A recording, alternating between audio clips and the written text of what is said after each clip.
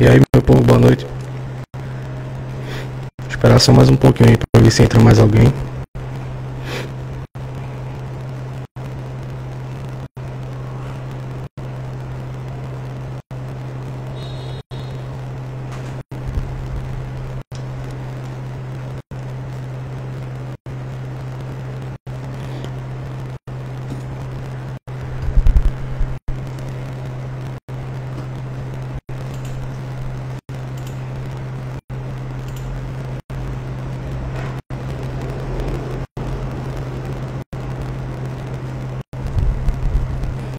Boa noite, meu povo. Deus abençoe.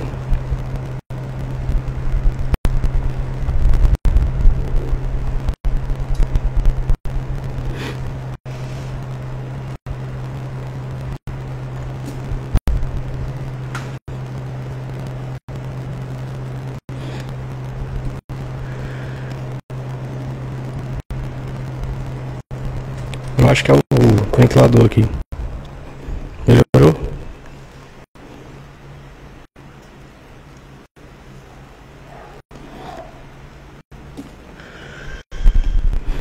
Melhorou agora?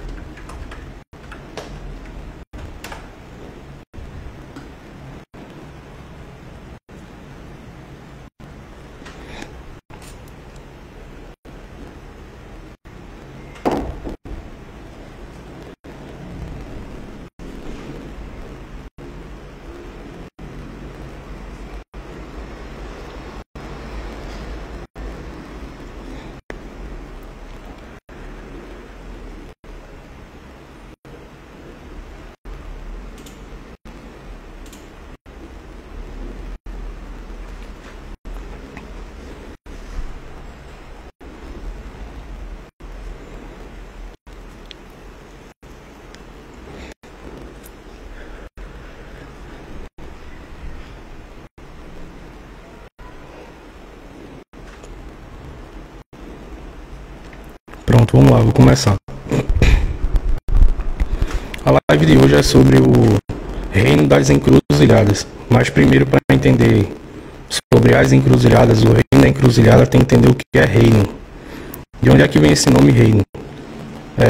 A sociedade, assim como nós, como seres humanos, a gente sempre tenta explicar o mundo espiritual a partir da nossa cosmovisão e sobre a nossa visão social também. Então você vê que em muitas épocas tá ruim o áudio, né?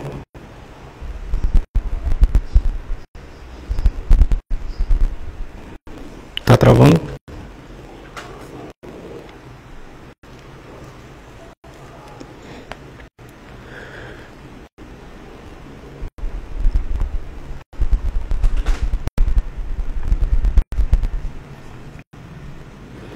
Pronto, então o ser humano ele sempre tentou explicar o espiritual. Tá puxado.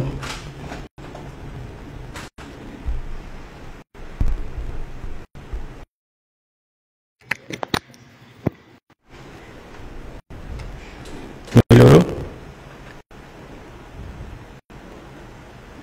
Melhorou agora?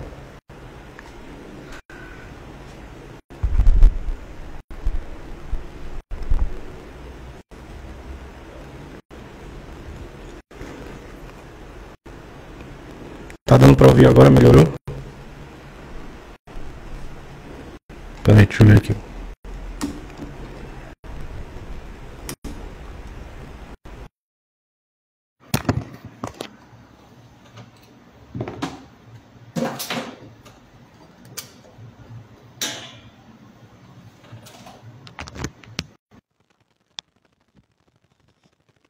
E agora, melhorou?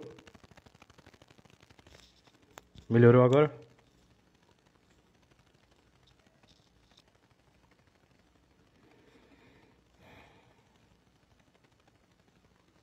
Tá melhor no fone agora?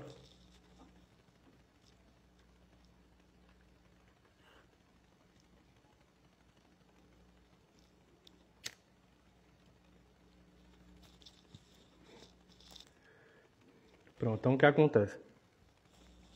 Então o ser humano ele sempre tentou explicar o espiritual a partir da visão dele, do que ele tinha como entendimento social. Então, exemplo, se você vê os próprios questões da Goetia, dos 72 Daimons, era dividido como se via na época, em questão política e principalmente da época da monarquia. Então se dividia em rei, duque, marquês e várias outras nomenclaturas de hierarquia de monarquia, certo? Então na Quimbanda também acabou se tendo essa mesma interpretação. Que se a gente for ver a época que a Quimbanda, os povos que criaram a Quimbanda, digamos assim, a gente vê que eles tinham contato também com príncipes, princesas, com reis, então era o que eles tinham como algo social da época. Talvez fosse hoje em dia a visão seria presidente, vice-presidente, ministro, que aí a gente tem em outras nomenclaturas, o ministro do inferno, o imperador, o rei, entende? O presidente. Então o ser humano ele sempre tentou trazer o espiritual para a visão social dele. E aí onde é que entra isso? Por essa visão social, na Quimbanda a gente tem também os reis e rainhas que comandam os reinos, tem o Exu-chefe, a Pombogira-chefe. Então acabou que se criou também uma cadeia de comando que foi associada ao contexto social do ser humano, que é a melhor forma que a gente tinha. Tanto que se você vê como as pessoas de centro espírita explicavam, Allan Kardec, esse pessoal explicava como funcionava o meio espiritual, eles associaram ao que era a tecnologia mais forte na época, que era o rádio. Então dizia que a espiritualidade era como se fosse uma onda de raio, uma onda de rádio, né? Que tinha essa questão com a eletricidade, porque era algo tecnológico do momento. Então acabou se fazendo associações a isso também. E na Quimbanda não é diferente. Assim como qualquer outra cultura, a questão social ela importa muito. Assim como a gente vê outros povos que tinham sempre o divisão por tribo. Então se a gente for ver o povo persa e vários outros, já não tinham uma visão às vezes monárquica. A visão que eles tinham era de meio social tribal. Então tinha o chefe do povo, a mulher que acompanhava o chefe, e aí tinha os filhos, os netos, os guerreiros, os não sei o quê, que era justamente a explicação que eles tinham através do entendimento deles de como funcionava o espiritual associado à matéria, ao social. Então você vê essa influência em que também? As culturas antigas valorizavam muito o conhecimento, a sabedoria, o nascimento e a força uterina matriarcal. E aí você vê que quando as religiões abrâmicas, que trouxeram essa visão mais patriarcal, isso acabou influenciando as outras culturas também. Você vê deusas que eram a chefe, a comandante do panteão, sendo colocada como consorte, como acompanhante, como esposa. Ela não se tornou mais a rainha, a deusa de todo o panteão. Então você vê quanto se tem essas histórias da caixa de Pandora e tudo mais, e essas explicações sociais acabaram influenciando o espiritual também. Então acaba que você consegue ver através dos livros antigos, quando você vai vendo as outras edições da mesma influência, você vê que acaba tendo algumas modificações por quem escreveu a partir da visão de mundo dele agora. Então, quando você olha ali aquela visão que você vê muito na questão judaico-cristã do homem, do Deus Pai, e aí você vai ver outros cultos que tinham uma visão no passado tribal do feminino, da deusa, da grande matriarca, e aí acabou se tirando isso porque quem comandava era o Papa, era o padre, era o rei, o imperador. Então acabou que eles não quiseram colocar socialmente um ensinamento de que a mulher tem poder. Por isso que quando a gente vai para a magia, um exemplo, a gente vê que se tem uma influência hoje muito grande de colocar que o homem é mais forte. A gente vê isso em quê? Um exemplo, candomblé, no culto de orixá no geral, Exu e Pombogira. No passado era proibido por uma questão social, tinha uma questão de proibição sobre o contexto da homossexualidade e vários outros fatores. E aí, por questões de perseguição, você vê que acabou se influenciando a que os homens não incorporavam a entidade feminina. E isso se tornou uma regra. Então, tem muito sacerdote antigo que ele só incorporava o Exu, só o orixá homem. Ele não incorporava as mulheres porque era associada à feminilidade. Assim como as mulheres também não incorporavam entidades masculinas. E aí teve outro entendimento antes disso que dizia que homem que incorporava era homoafetivo. Então começou a ter esse tipo de influência por causa do contexto social. E isso leva para o espiritual também. Então você vê que acabou se tendo algumas proibições de culto, algumas questões sociais influenciavam diretamente no espiritual. Então quando começou a ter um melhor liberalismo, um melhor entendimento social sobre alguns fatores, começou a um sacerdote específico incorporar orixá fêmea. Começou a outra sacerdotisa específica a incorporar orixá homem. E isso começou a trabalhar no culto, mas isso foi influência social. Começou de forma social e entrou para o espiritual, que é justamente o profano invadindo o sagrado. Assim como tem questões que são sagrado que invadem o profano. Se você for ver o quanto tinha essa ligação até musical, então você vai ver muitos pontos antigos que pareciam marchinha, que parecia samba, porque justamente era o contexto social da época, de quem cultuava, de quem estava dentro daquela cultura, também eram as pessoas que estavam presentes socialmente e culturalmente. Então, a espiritualidade sempre é entendida e vista por pessoas. Então, por isso que você vê, quando a gente vai interpretar até questões de entidade, um exemplo, você vê que a visão muda de uma pessoa para outra porque muita gente se coloca na interpretação, não visualiza o espiritual como ele é. Geralmente vai através da sua percepção. Então, o entendimento de uma pombogira que é de cabaré, muitas vezes por homens, é visto como ela ser promíscua e tudo mais. E aí na visão feminina já é sobre liberdade, sobre estratégia, sobre conhecimento. E aí justamente o que a gente tenta pregar espiritualmente em termos de conhecimento é de você conseguir dividir as duas coisas, mas entendendo a influência de cada uma dentro do contexto espiritual e social.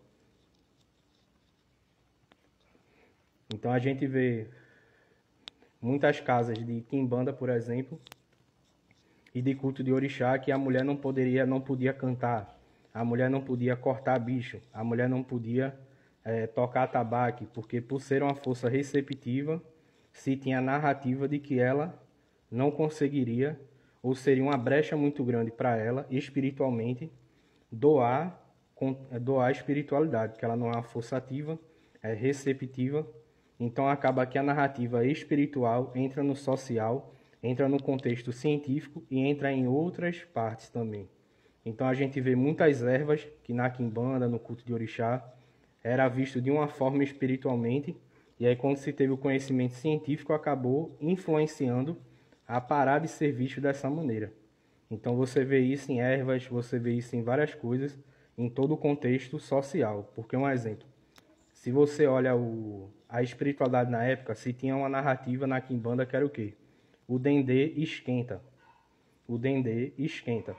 Quando veio para cá, o culto tradicional iorubá, outras questões de orixá, que aí para o orixá é apaziguar o dendê. E aí justamente começou a influenciar reversamente. A quimbanda em muitas casas perdeu sua identidade e começou a associar dessa forma.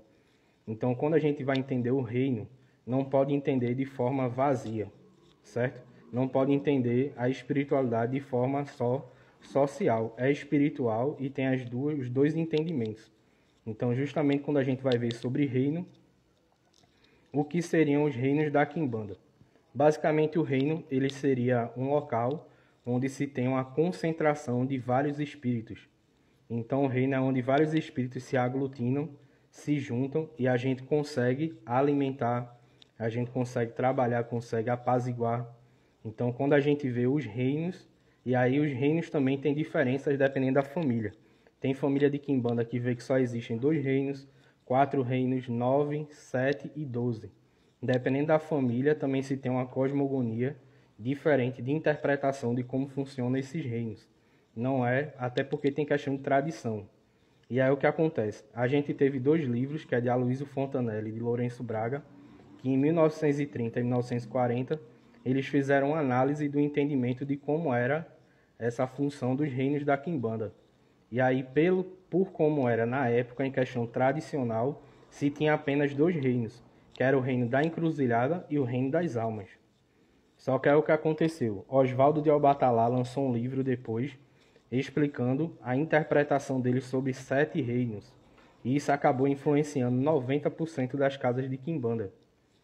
Então, no geral, a forma mais tradicional que a gente tem do que seriam os reinos são 2 reinos, reino da encruzilhada e reino das almas.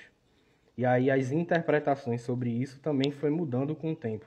Então você vê o quanto a questão tecnológica e social influenciou no centro espírita, nas visões de que as ondas de rádio, a eletricidade, e aí na Quimbanda a gente teve outras influências, que foi o quê? O Wi-Fi, o networking, essas palavras e esses conhecimentos tecnológicos acabaram influenciando espiritualmente. E aí hoje você vê vários sacerdotes de Quimbanda falando que o Exu, o assentamento dele, quando se liga ao reino, seria uma ligação com o fio do Wi-Fi, não sei o que ele recebe energia, como troca de dados, que ele se alimenta desses dados e passa para os outros espíritos. Que aí ele vai fazendo network dele de conhecimento com vários espíritos e acaba se ligando energeticamente. E aí você vê que isso acaba influenciando. Está errada essa interpretação? De forma alguma. Até porque fica mais fácil do ser humano entender algo que ele já conhece do que tentar ver o espiritual a partir de uma visão de algo que é totalmente oculto, astral, que não é físico. Então você trazer para perto, para próximo do seu entendimento social faz com que você consiga interpretar de melhor forma. E aí quando a gente vai para a questão dos reinos, é o que eu falei, tem essas divisões dependendo da tradição, e aí cada tradição acaba vendo de uma forma. Tradições que dividem em 4 reinos, geralmente se dividem pelos reinos materiais. Então eles vão pelos elementais, fogo, água, terra e ar. Outras famílias dividem também sobre fogo, água, terra e ar, mas associam os reinos. Então cultua só 4 reinos. Reino da encruzilhada seria a força ígnea, que é o fogo. Reino das almas, o ar. Reino da água, o reino da praia, que é a Calunga Grande. E aí teria o 4º reino, que seria o reino telúrico, que aí seria associado ao reino das matas. Então acaba que cada interpretação de cada tradição, no final acaba se encontrando. Então você vê na Quimbanda Mussurumim, eles veem 9 reinos, que não são esses mesmos reinos. Já é outra interpretação, já é outra visão. Então a partir do entendimento disso, você tem que ver que o reino da encruzilhada, é praticamente ele e a alma, são os reinos que estão em todas. Em todas, porque o reino das encruzilhadas é o reino mais importante. Dentro da Quimbanda ele é o principal, é chamado de o primeiro reino. Por quê? Dentro dos reinos da Quimbanda você vai ver sempre que tem o Exu Rei e a Pombogira Rainha. E aí o que é que acontece? Todos os reinos que tem Exu Rei das 7 encruzilhadas, que leva esse nome 7, é porque ele está presente em todos os outros reinos. Então, exemplo, você vai ver o reino das matas. Não tem 7 tipos de pontos de mata. Mata é mata. Então é só reino da mata. Exu Rei da mata. Quando você vai para o cruzeiro, o cruzeiro está nos 7 pontos.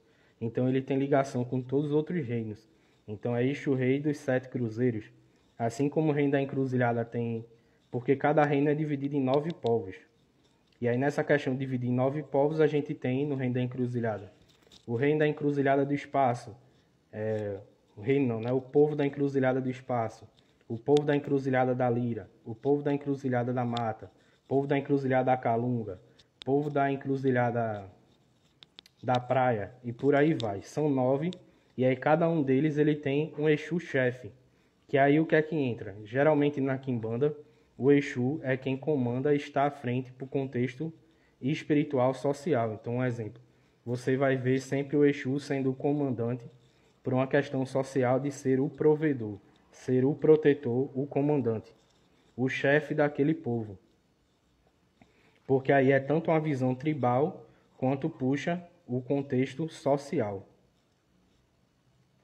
Eu vou explicar. Aí justamente o que é que acontece?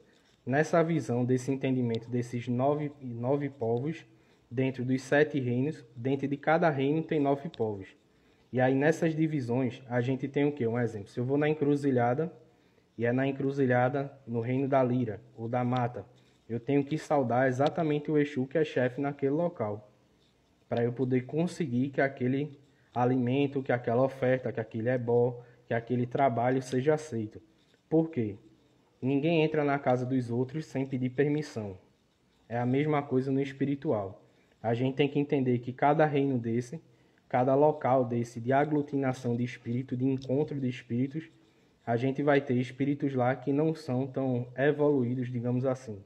Seriam espíritos mais densos, mais agressivos, e justamente quem tem autoridade para controlar eles seriam os Exus e Pombogiras e o Exu Rei, Pombogira Rainha, que comanda aquele reino específico. Então, quando a gente vai colocar qualquer oferta, qualquer coisa no reino, a gente sempre paga o lugar.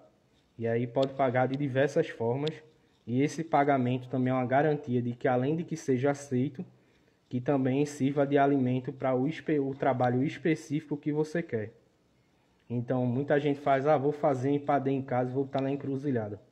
Ninguém vai receber, não é assim que funciona. Então, você não tem como ter amizade ou entendimento sobre algo que você não convive. Então, se você não convive com o reino, se você não está ali com o Exu, com a Pombogira, em contato direto, você não vai conseguir trabalhar diretamente com essa energia porque ele não lhe reconhece. Então, pelo fato de você não ser reconhecido, você pode ser tratado como um invasor. E aí é onde entram os problemas, porque muitas pessoas acham que é só fazer um trabalho destrutivo e joga no cemitério que vai dar certo. Faz um trabalho destrutivo, joga não sei aonde, que na encruzilhada que vai dar certo. E não é assim. Você pode trazer consigo, lhe acompanhando, espíritos negativos lá, já que você não criou uma relação. Então, por isso que na Quimbanda a gente, quando é batizado, que é iniciado, a gente é apresentado aos reinos, faz uma ligação com todos os Exu e Pombogira que comandam, com o Exu Rei, com a Pombogira Rainha, com o Maioral. Então você cria todo um processo de ligação para garantir com que você não seja tratado como invasor, que você seja visto como alguém que é parte deles, que é visto como alguém que também merece ser cuidado e respeitado. Então você primeiro cria vínculo, depois você pede alguma coisa. Primeiro você cria vínculo, depois você quer expor algum tipo de autoridade. Então não adianta. Então justamente o que é que acontece? O pessoal às vezes fica chateado quando faz, porque eu não posso fazer o ipadê em casa sozinho e botar lá. Tu sabe quem mora lá? Só no encruzilhada tem 4 espíritos que comandam, mais 9 de cada reino, e ainda tem as pombogiras, ainda tem os outros espíritos. Então tu não sabe nem quem tá lá. Meu Exu é de encruzilhada, certo? Em que lugar? Então, exemplo, pessoa é de Exu Tiriri. Exu Tiriri é na encruzilhada da mata. Aí tu bota na encruzilhada aqui, vai chegar? Pode ser que chegue, porque Tiriri também tá na encruzilhada normal. Na encruzilhada assim de rua que a gente conhece. Mas ainda assim tem um ponto certo da encruzilhada onde vai botar para ser para Tiriri. Tem um ponto certo da encruzilhada para saber o local que você está colocando. Então, encruzilhada ainda assim tem uma diferença, que é o que eu falei no vídeo que eu postei. Tem encruzilhada em X e encruzilhada em T. Se você vai fazer uma oferenda para Exu, não é encruzilhada em T porque é fêmea. Só tem pombogira lá, só tem espírito feminino. Se você vai fazer para Exu, é encruzilhada macho. Só que ainda tem que ver se o seu Exu tem ligação com a encruzilhada. Mesmo a encruzilhada tem ligação com todos os povos, certo? Com todos os reinos, mas seu Exu, ele quer receber lá? Então, quando a gente vai falar sobre encruzilhada, não é só encruzilhada em X. tem encruzilhada em X no cemitério, no cruzeiro, na praça, no espaço, na praia. Então, cada lugar desse também tem um ponto de força específico nesse povo para uma especialidade de trabalho deles.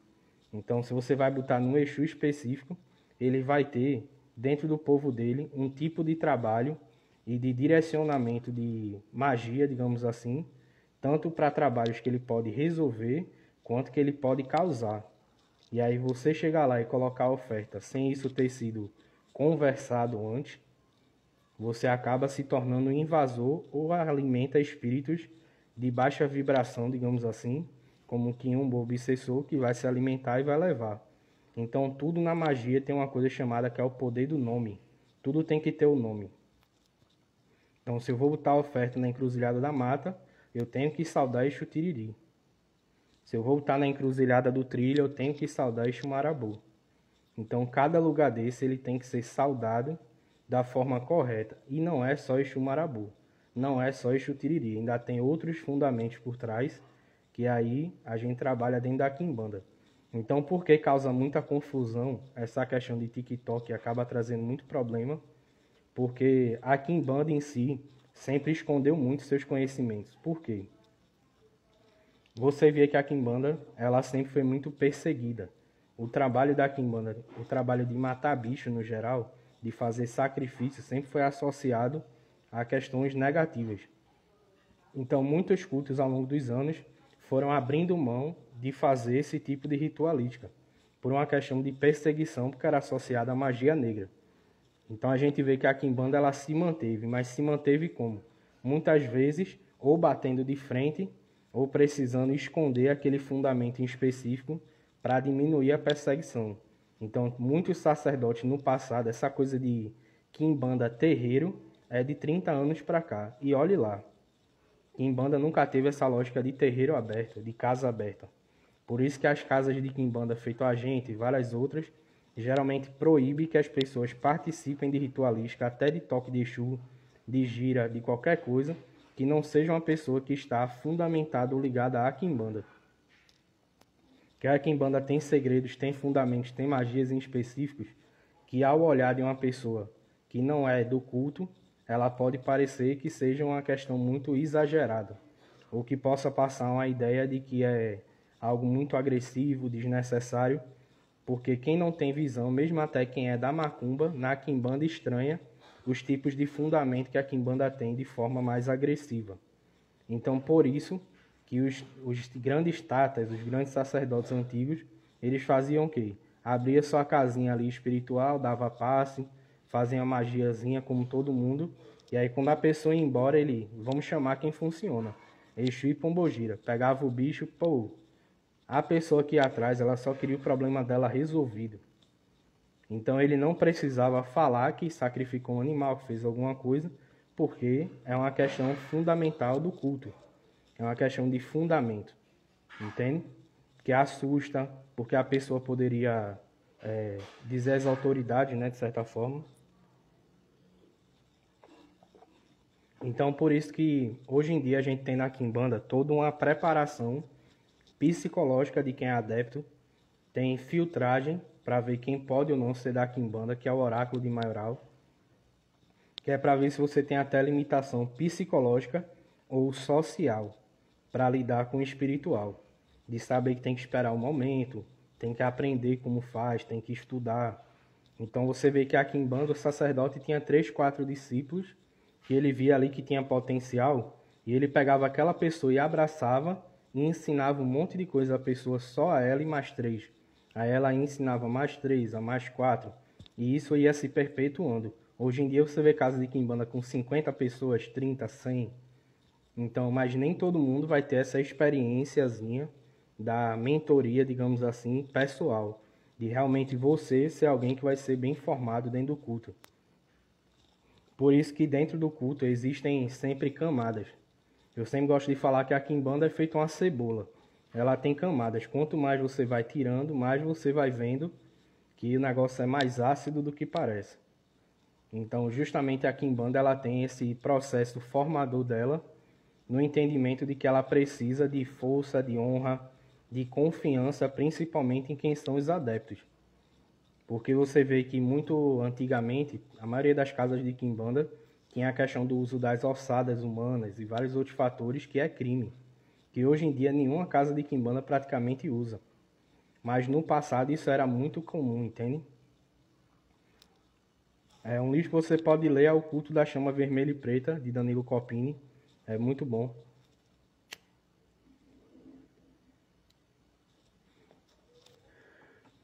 Então, quando a gente vai interpretar essas questões da quimbanda, a gente tem que ver o quanto é importante a convivência espiritual para você poder pegar detalhes do fundamento. Porque justamente tem muitos cultos, tem muita coisa que, um exemplo, às vezes o pessoal não entende o porquê a gente precisa de uma formação espiritual. A gente precisa de uma formação espiritual justamente porque você tem que entender que alguém fez antes de você. Então, o que eu pratico hoje, a chance de eu errar é muito mínima porque fizeram antes de mim por 40 anos, 50, 60. Então, essa tradição ela vai passando e aí eu não preciso tentar acertar. Eu já tenho meio que uma sequência lógica ali da onde eu posso trabalhar. Então, eu sempre tento dar o exemplo do passarinho. O passarinho, quando é pequeno, se ele tivesse que sair voando, ele ainda não tem nem força para levantar o próprio corpo. Então ele precisa da mãe ir lá, pegar a comidinha, mastigar e dar na boca dele. É isso que o sacerdote faz. Isso acelera muito o nosso tempo. Então, se todo mundo ainda tivesse que ir atrás de uma macieira para comer uma maçã, ia demorar muito, né? Hoje em dia a gente tem no mercadinho mais próximo de casa. Então esse processo é para acelerar. Aí muita gente, porra, mas eu fiquei 7 anos na religião, ainda estou aprendendo.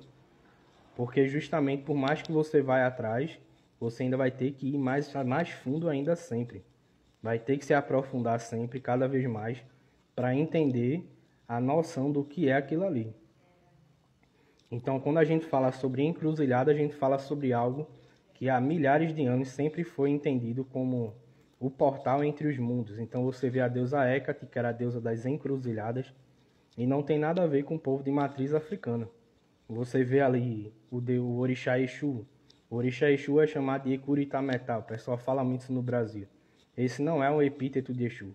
Se fala que Ekuritametá é a encruzilhada de 3 pontas, que seria o portal entre o mundo dos vivos e dos mortos, e Exu é quem consegue pôr um e o Aie. Então ele consegue fazer a passagem de informação. Então a gente tem que ver que isso influenciou diretamente em outras questões, que é o quê? Se você for interpretar a visão espiritual de como chegou aqui, de quem era Exu, a gente tem que entender que a Igreja Católica, quando mandou, se eu não me engano, foram os anglicanos para a África, e aí quando mandaram lá, eles traduziram a Bíblia para o idioma iorubano. E aí quem foi que eles colocaram o nome como diabo? Exu. Então por isso que quando chegou aqui no Brasil, já chegou com essa visão diabólica. E aí você vê que muitas casas de Umbanda e de outros cultos deixaram de cultuar o orixá Exu, porque justamente Exu já veio com essa visão do diabolismo cristão, de ser associado ao que era o mal. As encruzilhadas, muita gente aqui com certeza viu os pais ensinarem, né? Vai passar na encruzilhada, peça com licença. Porque se criou essa consciência de que tinham espíritos negativos ali e que você tinha que pedir permissão para ter uma passagem. Entende?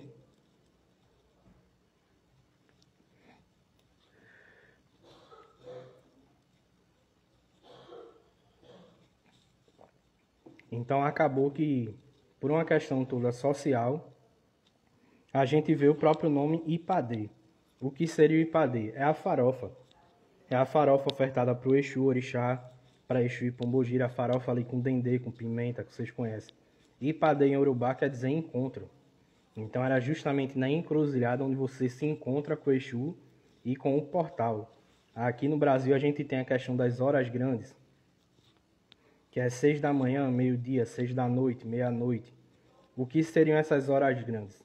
Seria o entendimento que nesses momentos a gente teria o véu espiritual que liga o plano astral com o plano físico, ele estaria mais fino.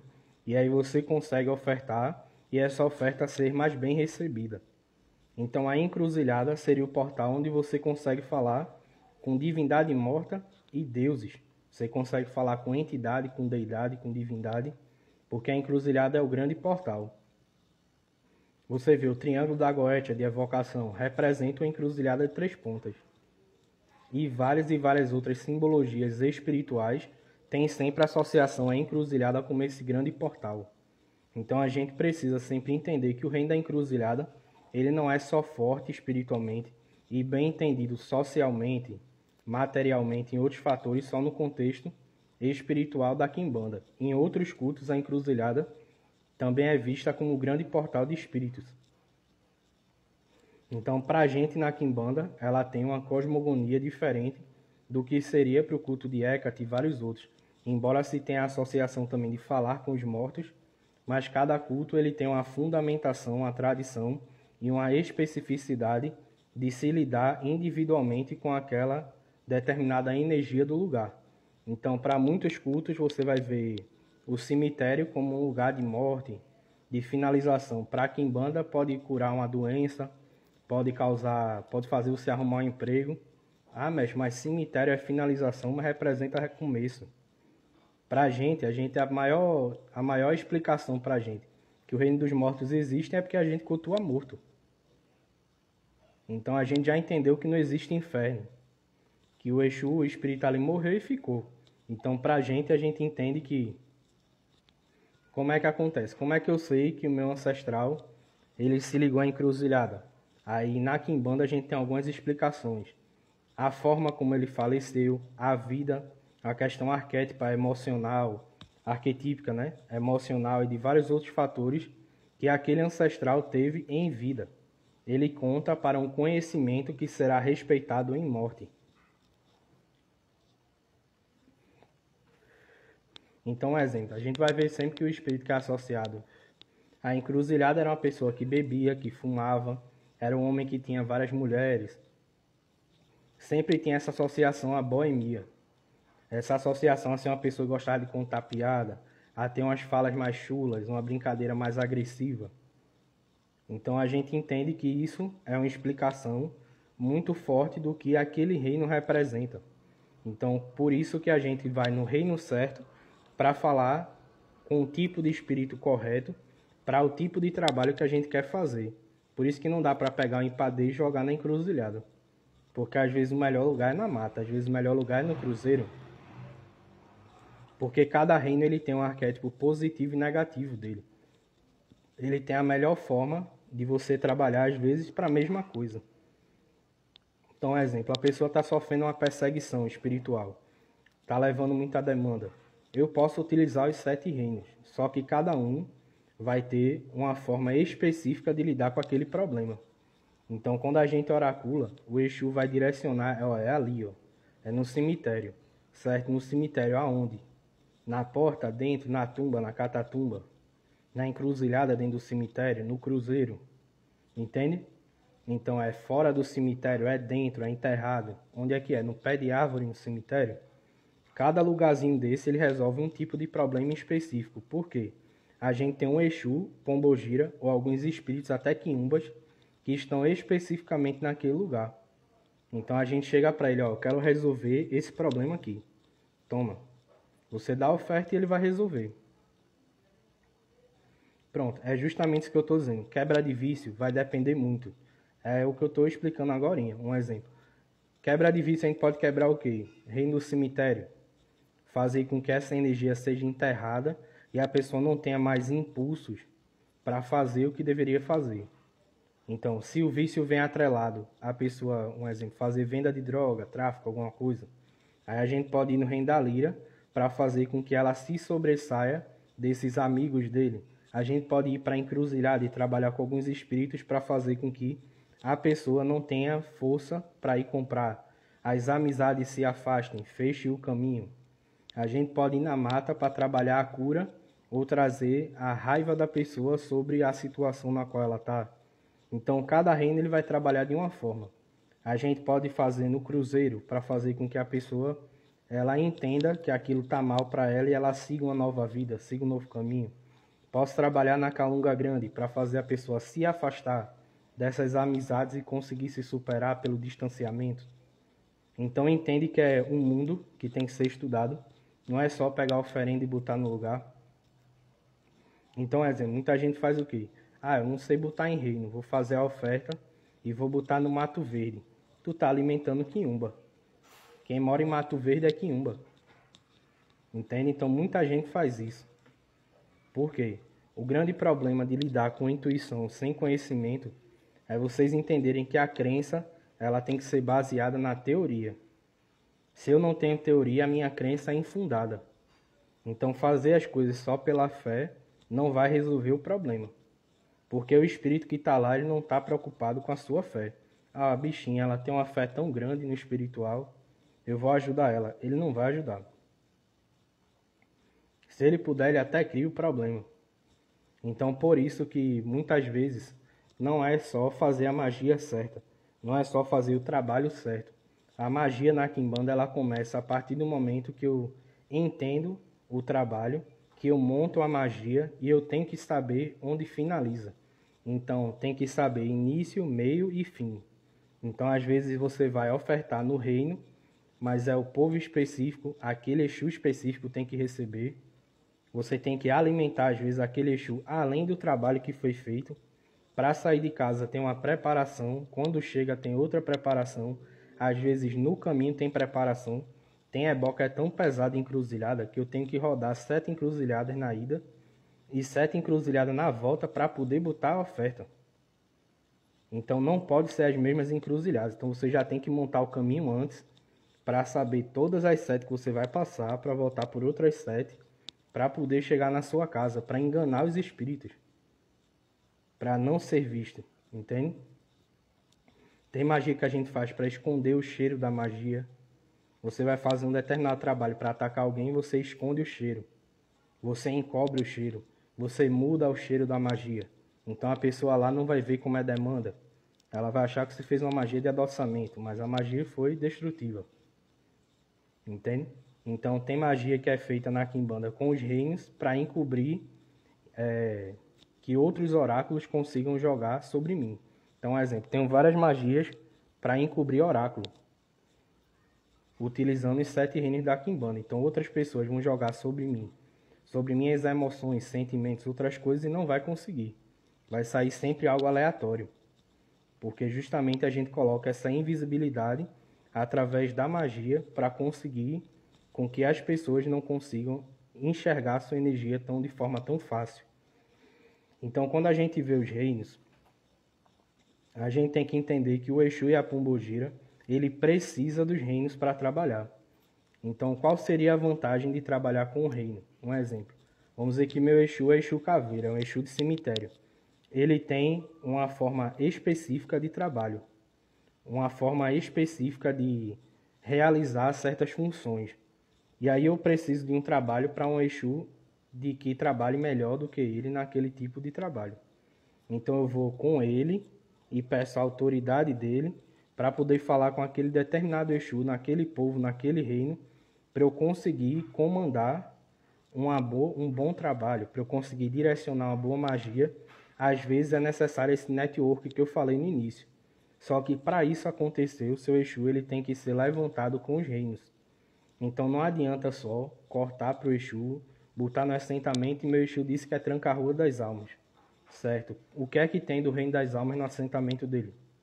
O que é que tem de ligação espiritual desse Exu dentro do assentamento dele? Ah, meu Exu não tem assentamento não, mestre, eu só incorporo e ele disse que é do cemitério. Certo? Quem é seu Exu? Aí às vezes o Exu nem está no cemitério. Às vezes o Exu nem tem ligação com aquele reino, entende? Então por isso que não é só a gente fazer por fazer. O trabalho mágico ele tem que ser bem fundamentado, principalmente na quimbanda, porque você vai estar lidando com uma gama de espíritos que não trabalham sozinhos. Então o seu Exu, a sua pombogira, quando ele ajuda alguém, quando ele faz algum benefício para outra pessoa, nem que seja uma limpeza, ele pode pegar aquele quiumba, aquele espírito em específico para conviver com você, para trabalhar para ele. Então, um exemplo. O meu Exu curou uma pessoa de uma depressão que vinha através de um espírito obsessor. Ele viu, se o espírito conseguiu causar, Então ele é profissional em fazer aquilo ali. Aí ele pega aquele espírito e dá o nome dele. E o espírito começa a trabalhar para ele. Então o espírito ganha, porque sempre que eu botar oferenda para ele, o espírito come. E isso faz com que o meu Exu ele tenha uma gama de trabalho. Então se alguém me ataca psiquicamente, ele sabe como resolver, porque tem um especialista. Se for para causar, também tem um especialista para fazer. Então, exemplo. Por isso que o nosso Exu ele precisa ter essa fundamentação no assentamento, para poder conseguir ter acesso a outros chefes de povo, ter acesso a outros tipos de energia que às vezes ele não é especialista. Exu não é onisciente e onipresente. Então o Exu ele precisa desse network espiritual de vários trabalhadores, de vários povos, de vários reinos, para ele conseguir colher informação. Então todo mundo já foi na macumba aqui, com certeza, e já viu. O Exu incorpora, você faz uma pergunta, ele fica fumando assim, ó, parado. E não fala nada. Pode ter certeza que ele mandou os trabalhadores. Vai atrás da história dela. Aí a pessoa sai. Aí do nada, quem é fulaninho? Aí tu faz, porra, como é que o Exu sabe? É justamente por isso que precisa do trabalhador.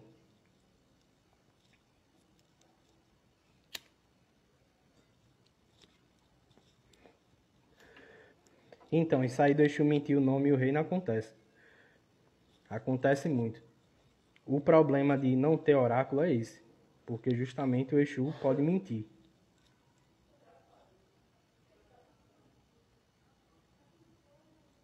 Então, o que acontece?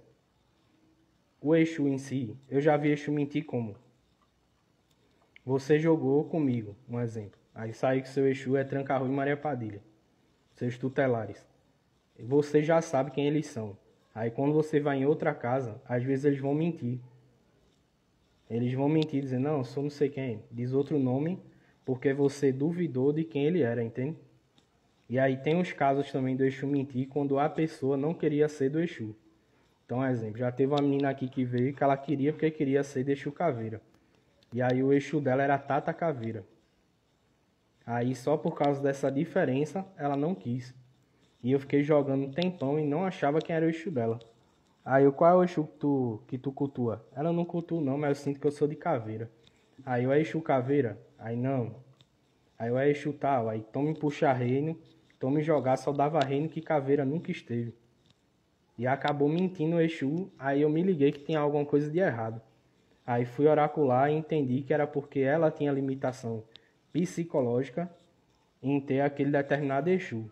Que é um exemplo, ninguém quer ser de Exu sapo, de Exu gato, de Exu besouro, de Exu bananeira, entende? De Exu quebra-galho. O pessoal quer ser de Exu caveira, de Tranca-Rua, de Maria Padilha, de Maria Mulambo, porque é quem é conhecido.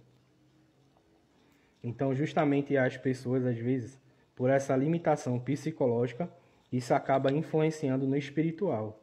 Por isso que eu digo, muita gente que cultua Exu Caveira, a maioria às vezes nem tem, porque Exu Caveira é um Exu difícil de aparecer. Entende? Podem fazer pergunta quem quiser aí, se tiver alguma pergunta.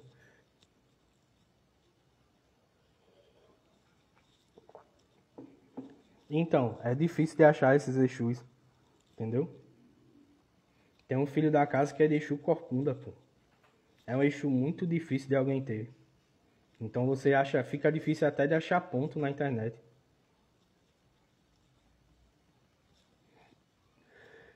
Pronto, Exu 7 gargalhada é o Exu que comanda a encruzilhada do espaço, que eu falei.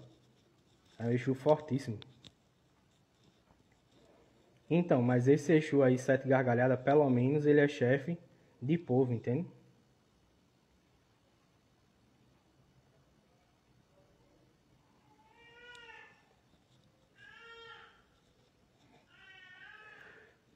Então, vamos lá. Nessa questão de você ver se a pessoa tem caminhos espirituais. Dentro do conhecimento da Quimbanda,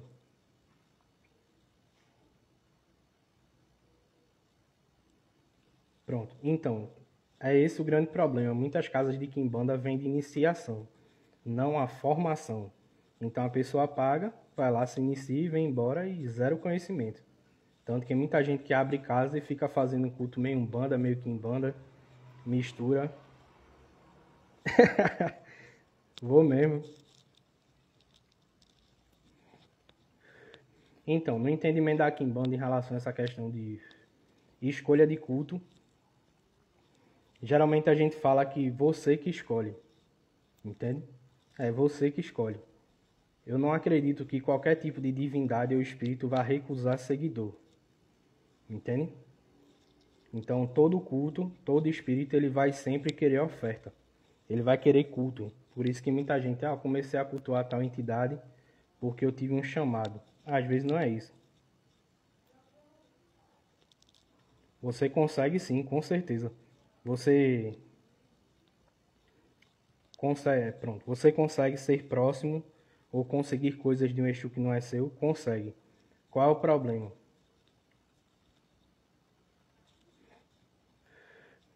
O problema todinho é que se você cultua seu Exu, geralmente ele vai querer resolver os problemas na forma dele. Mas a gente pode fazer pactuações ou acordos com outros espíritos. Então, exemplo, a pessoa cultua o Exu dela, mas não tem ainda assentamento, alguma coisa, seu Exu não consegue mover grandes coisas no mundo material. Aí você pode pedir ajuda a um Exu mais antigo, uma pombogira de algum tata, e fazer promessas e acordos. Mas para isso acontecer, o seu Exu tem que liberar, sua pombogira tem que liberar e o outro tem que aceitar. Então não é só eu quero pedir não sei o que, entendeu? Pronto. A diferença entre Umbanda e Quimbanda em questão de culto de Exu. Na minha visão, os Exus são os mesmos, a forma de trabalho é a mesma. O que muda é que na Umbanda, eles acabam fazendo um processo de doutrinação espiritual. Então eles acabam trabalhando o Exu e a Pombogira dentro de...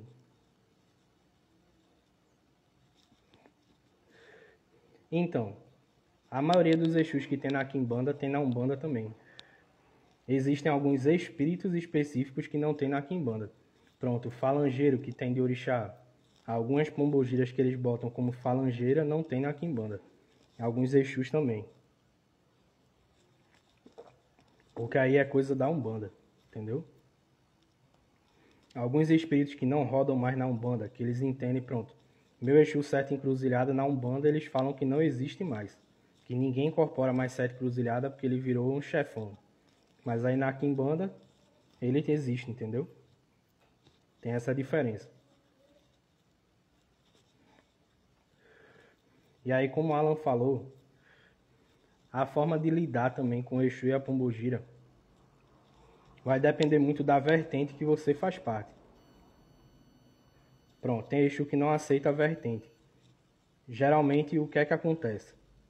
Nessa questão de aceitar a vertente, entra na pergunta de Alan. Porque a Quimbanda trabalha com reino, a Umbanda trabalha com linha. Então tem as 7 linhas de Umbanda. Então é boiadeiro, vaqueiro, não sei o que. Então eles têm outras formas de trabalhar. Tipo, na Quimbanda a gente não tem diferença do que é povo cigano e pombogira cigana. Pelo menos na minha casa. Tem casas que tem diferença. Tem casa que puxa muito para Quimbanda cruzada, que é ligada à Umbanda. Então na Umbanda tem a linha do Oriente, que aí eles cultuam, um exemplo, cigana Sarita, cigana Esmeralda. Na Quimbanda seria pombogira cigana. Mas lá eles cultuam... É porque assim, na Quimbanda a gente cultua Exu e Pombogira, que são almas deificadas. A gente não cultua qualquer espírito morto. Entende? Então, exemplo, se você cultuar Preto Velho na Quimbanda, ele é levantado e recebe reino também. Entende? Então, exemplo, a gente chama na Quimbanda Preto Velho de Kizumba. E geralmente eles não são associados da mesma forma como é na Umbanda, que é de vir velhinho e tal. Geralmente a gente entende como uma pessoa mais velha. Por quê? A expectativa de vida do negro não era tão grande. Então você vê pela própria lei do sexagenário. Por que eles botaram? Porque justamente era difícil alguém chegar nessa idade. Geralmente o pessoal morria no máximo até os 27 anos. Com regalias ainda. Porque era muita doença, não era tão bem cuidado. Trabalhou muitos anos na lavoura. E várias outras questões, né, que a gente já sabe. Então acabava que não sobrevivia por muito tempo. E aí era acabar de chamar de preto velho, porque eles eram mais velhos que os outros, mas não quer dizer que ele era idoso. Entende? Pronto, na Quimbanda os Exus são mais livres, por quê? A gente entende o Exu e a Pombogira como deuses, né? Como reis e rainhas. Então a gente trata eles e respeita a forma como eles querem se comportar. Que é o que você vê da diferença do culto tradicional iorubá e do culto de orixá de candomblé. No candomblé é ensinado a dançar, é ensinado a se comportar assim. No culto tradicional, o orixá ele se forma, se trabalha do jeito que ele quer. Pronto, existem sim. Na verdade, não é que Exu seja misto. Todo Exu ele tem um reino de nascimento. Então, exemplo, você vê Exu Tranca-Rua. Tranca-Rua, ele é chefe do povo da rua no reino da encruzilhada. Então, ele é um Exu de encruzilhada. Só que ele passa por outros reinos. Então, tem Tranca-Rua do Cruzeiro, das Almas, Tranca-Rua da Calunga, Tranca-Rua do Luar, Tranca-Rua de vários tipos. Então, acaba que o Exu, ele tem... É porque é assim, um exemplo, vou assentar um Exu, como é que funciona? Se eu vou assentar meu tranca-rua, eu tenho que pegar fundamento da encruzilhada. Mas, Rickson, meu Exu tranca-rua, ele é das almas. Por que tem que ir na encruzilhada? Porque é o reino de nascimento de tranca-rua. Então, ele é da encruzilhada. Esse outro reino que vem de trabalho, que seria as almas, é a forma de trabalho dele na sua vida. Tipo, Maria Padilha das Sete Catatumba. Maria Padilha da Lira. Mas aí, quando você coloca Sete Catatumba, você está ligando ela ao reino do cemitério. Então, acaba que ela cria... Primeiro, ela nasce na lira. E o segundo reino é colocado como uma forma de trabalho que o adepto, que o filho da entidade precisa. Então, tem Exus que tem mais de um reino no assentamento. Tem Exu que tem 3, tem 4, tem 5. E tem Exu que a gente chama de Exu puro. Então, um exemplo, se você vê um Exu que ele tem um nome, um exemplo, meu Tranca-Rua. Tranca-Rua das Sete Encruzilhadas. Todo Exu que leva o segundo nome, Sete Encruzilhadas, é porque ele é puro do reino da encruzilhada. Pombogira que leva o nome Maria Padilha das Sete Encruzilhadas, aí ela é pura do reino da lira. Então ainda tem essa diferença. Pronto, Exu Marabu é um Exu muito antigo da Quimbanda, né? Exu Marabu, ele é o Exu que é chefe do povo da encruzilhada dos trilhos. Então a gente sempre vai pegar a energia de Marabu.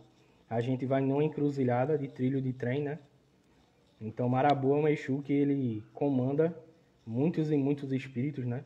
É um Exu famoso dentro do culto, é muito importante.